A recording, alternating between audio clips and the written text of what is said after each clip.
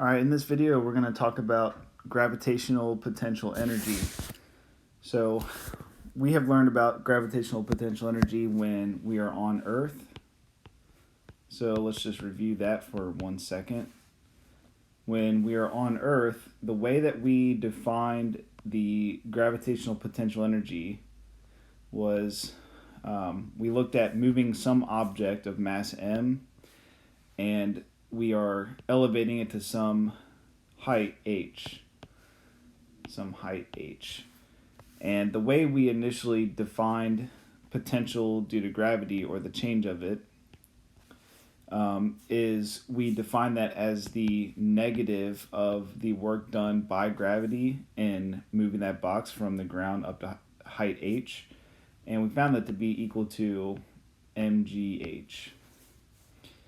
And of course we did that using the work formula.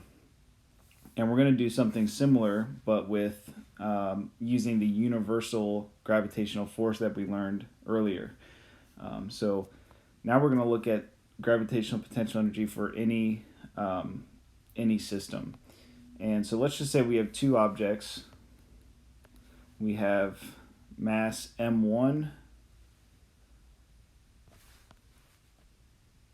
There's m1. And then we have another mass, m2, that is going to be moved from a point that is infinitely far away.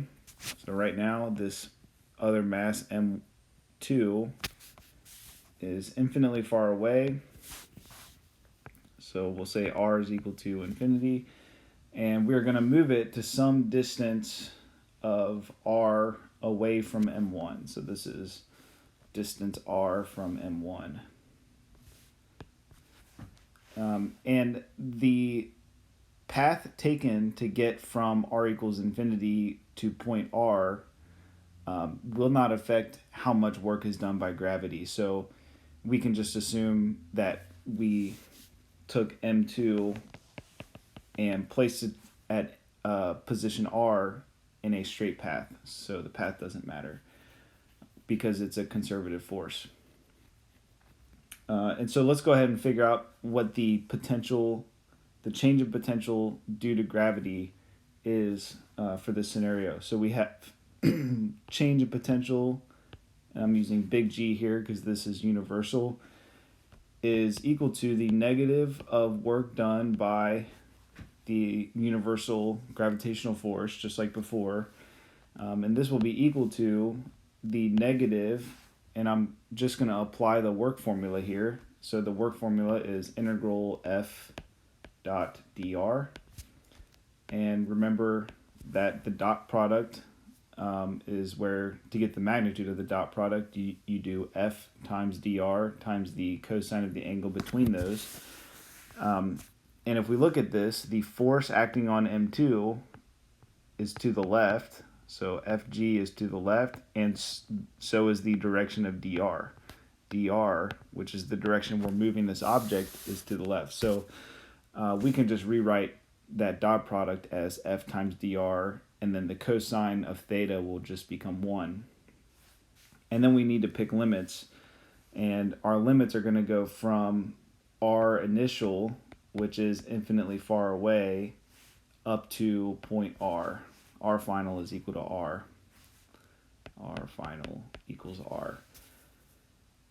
Okay, so then we can plug in the value for force, and remember that dot product just becomes f times dr.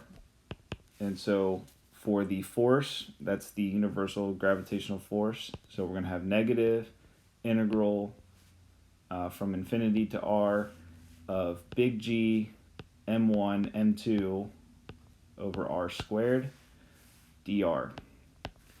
And to do this integral, I like to take the constants out of the integral. So we have a negative G m1 times m2. All of those are constants.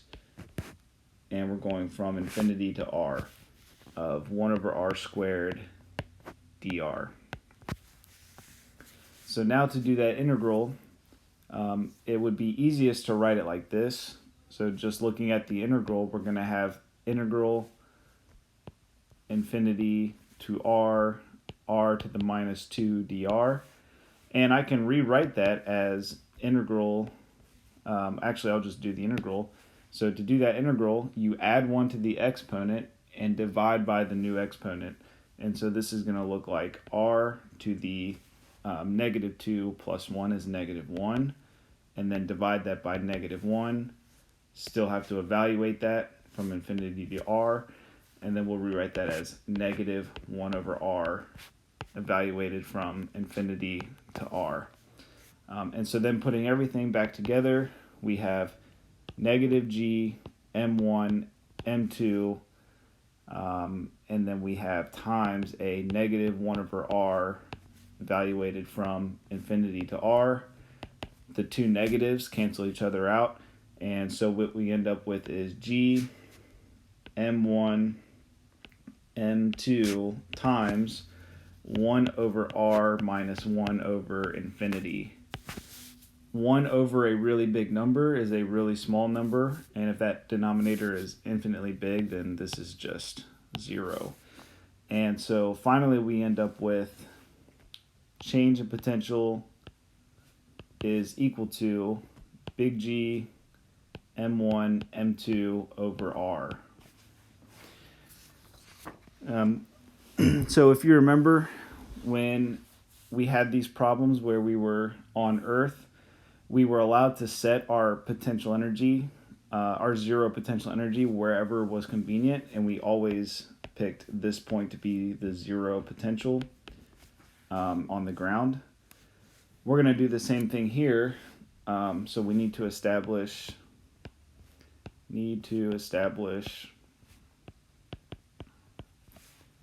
a zero potential due to gravity, and it's most convenient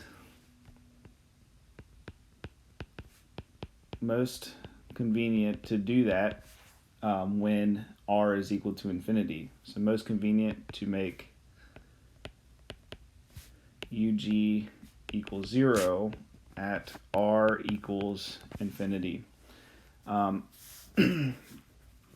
And so now let's just look at something here. So let's just say we have a problem where we want to, and we'll look at an actual example of this here in a minute, but let's just say we have an example where we want to take some object, and we could just pretend that this is Earth, and we're going to take a rocket and launch it from Earth out into space. Maybe we want to get a satellite into orbit. So in order to launch this, it's going to have some amount of kinetic energy. It's also going to have some amount of potential due to gravity, because gravitational potential energy is 0, infinitely far away. So we must have some here. And we're going to move this to some point. I don't really know where. Let's just pretend somewhere out here. Actually, let's just say we move it infinitely far away, where UG equals 0. So we moved it infinitely far away. Potential due to gravity is 0. And we have some kinetic energy left over. And if I apply conservation of energy here, E initial plus work equals E final. Okay, pretend there's no external work, so we didn't turn the rocket on after the initial launch. All of the initial energy is kinetic plus gravitational. All of the final energy is kinetic.